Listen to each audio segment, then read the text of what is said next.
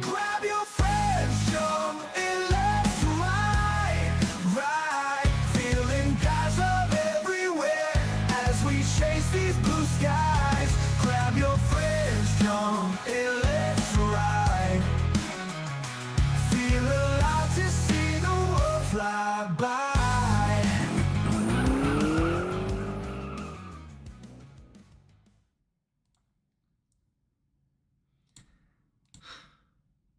Hi, my name is Robbie. On here, I am Templar Knight. Every person who believes in God but does not go to church has a story why.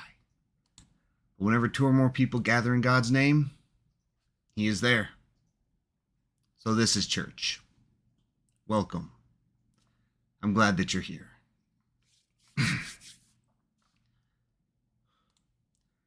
Tonight we are moving on to our new series. You can tell by that great intro video the Geek put together for me. We're calling it Ride.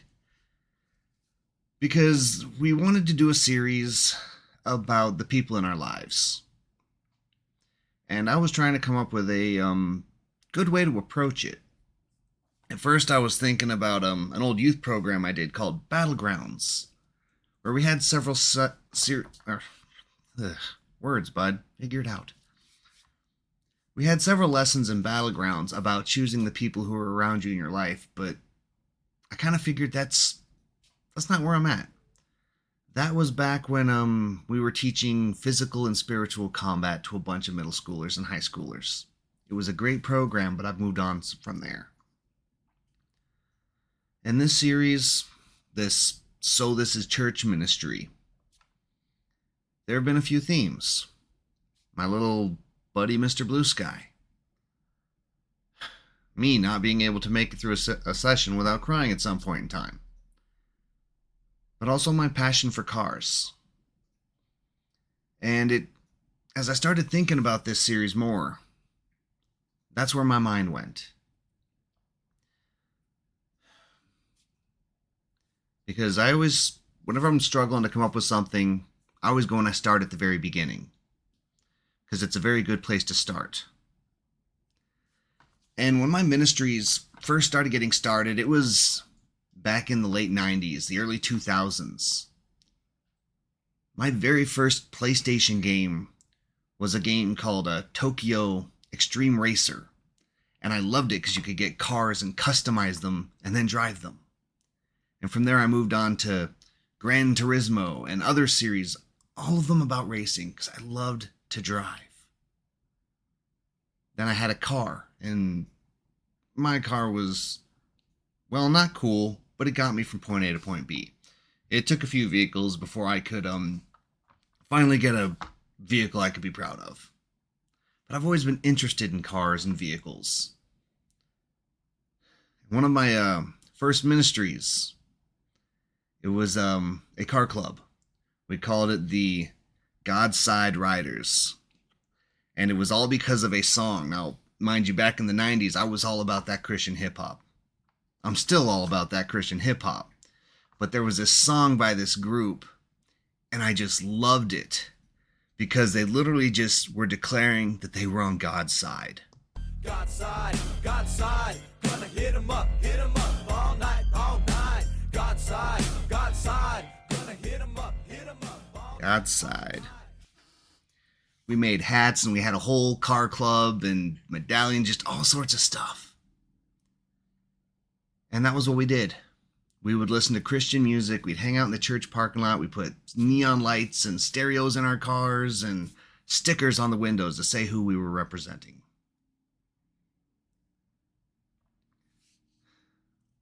And then the summer of 2001 came by. I just graduated. And everything changed because a movie called The Fast and the Furious came out. And a whole new light was shown upon car culture. And it was a great time to be a car guy. So here I was preaching God to a bunch of high schoolers and middle schoolers with a neon lit car and a loud stereo and a big old cross on the back window. It just said God's side. We were so cool. We were such nerds. but it was great. And we reached people for God that way. And there was one thing that always stuck with me about that. The part that I made the connection to this series was when we had to go somewhere. Because you've got multiple people with cool cars, all stickered up and lights and stereos, and who did you want to ride with? Because oftentimes we only had like 5 vehicles that were marked up that we'd cruise in. But we often had more people than those cars could all carry. Because I had a Subaru, I could fit 4 other people in mine. Geek was driving a 72 Maverick. Thing was awesome. Not a lot of space. My boy Mike had this nice Blazer. But it was all about who you wanted to ride with. Whose car did you want to be in? Or if you were one of the people who's driving, who did you want in your car? Did you bring a few new friends? So obviously you want them with you. And we'd just get in there and we'd ride.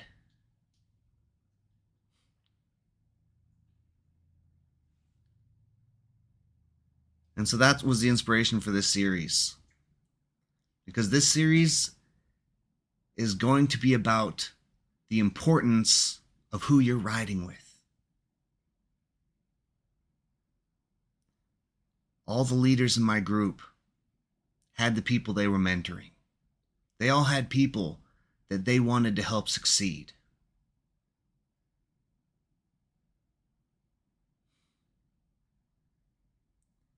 And then there are other people that are trying to help you succeed.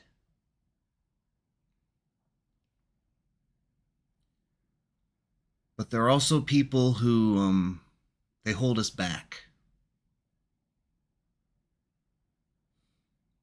People who don't want to see us reach our full potential, don't want our faith to grow. They want to break us apart from our families, from our friends, from our faith. They don't mean to, but they want us. And so they will do what they can to hold us back from growing.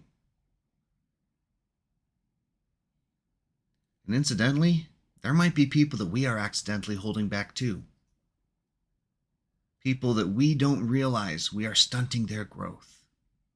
We are holding them back from becoming the person they could be.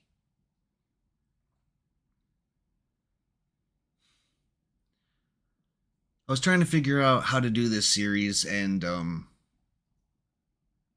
long it was going to last. Because I always type out an outline. It's like, okay, I've got 5, 6 sessions on this. Then it always becomes 9, 10, or 12. And on this one, this honestly could have just been a one-off. I probably could have crammed everything into a single lesson that I needed to say.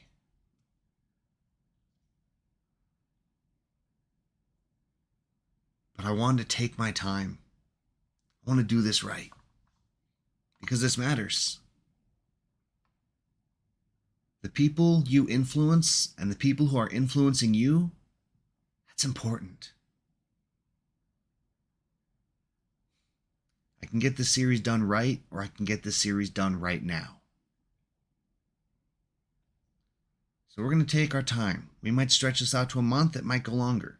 As we all know here, I never really get to set the deadline. I never really get to set the schedule because every time I plan something, someone else decides to change the timeline. So we're just going to play this by ear. But in this series, I want to make sure that we know the importance of who is riding with us in this journey.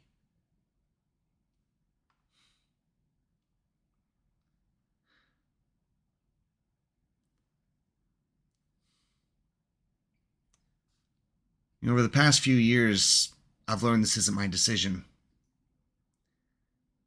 I always do my best to go where I'm told to go and do what I'm told to do.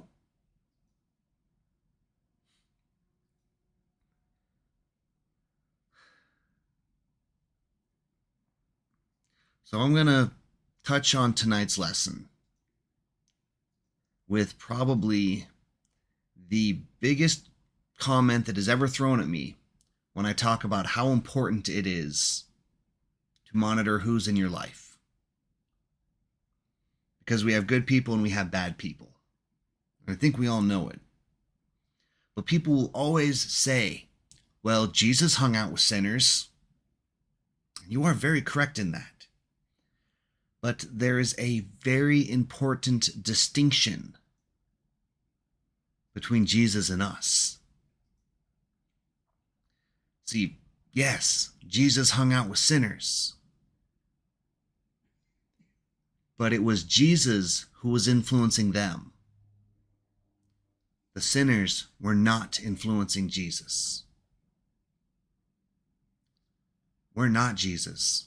It may be our goal to be Christ-like, but we are not Christ. And that is an important distinction we need to realize. We cannot do everything Christ did. So when it comes to the people you're hanging out with, well, yeah, Jesus hung out with sinners. He certainly did. Should you? Maybe. Are you hanging out with these sinners because you're making them a better person? Or are you hanging out with these sinners because they're making you worse? Where is the influence here? Are we surrounded with people that want to help us succeed or people that are holding us back? Who's influencing who?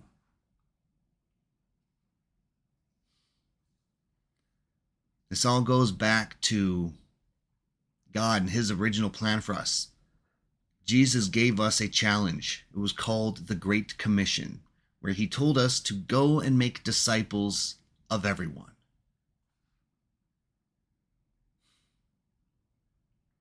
Now, to be a disciple, that basically means a student. It's a follower or someone who follows a leader or a teacher. You know, back in the day, it was, you think of apprenticeship programs, but nowadays we are disciples to TikTok users and influencers on the internet. We see what they're doing and we learn from them and we try and emulate them. So who are you letting influence you?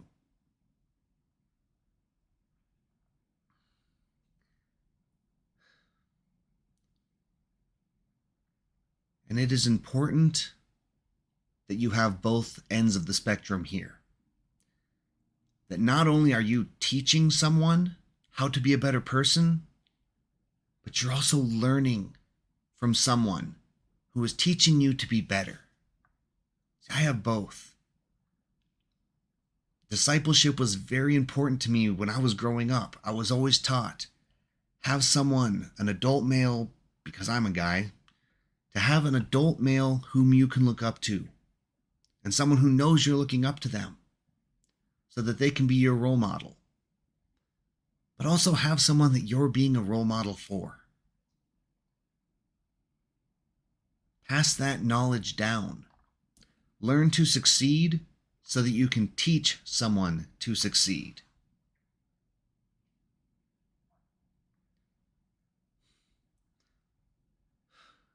So as we get ready to take a deeper look into our journey, they always say that life's about the journey, not the destination. I mean, kinda. It's kind of about the journey, but ultimately, it's the destination that sets us out. In this life, we know where we're trying to get. Our goal is to make it to heaven, plain and simple. Now, the journey we take to get there may vary a little bit. There is a straight and narrow path, but we're going to swerve along the way. And to be fair, I've heard stories of people who straight out headed off going the other direction. But they found their way, and they turned around, and they came back. So as we go on this journey, I want you to take a few minutes this week. I want you to think about who's along with you for this ride.